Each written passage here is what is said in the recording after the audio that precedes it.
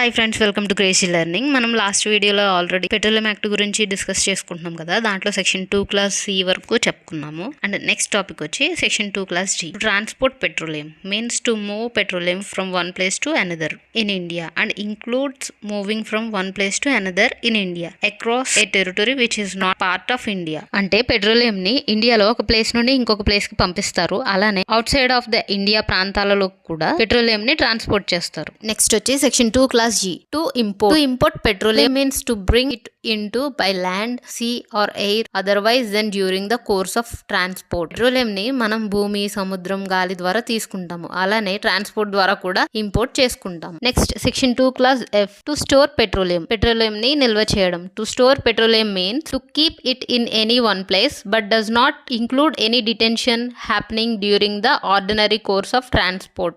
పెట్రోలియంను ఏదైనా ఒకే చోట ఉంచడాన్ని నిల్వ petroleum or to store petroleum అని అంటారు.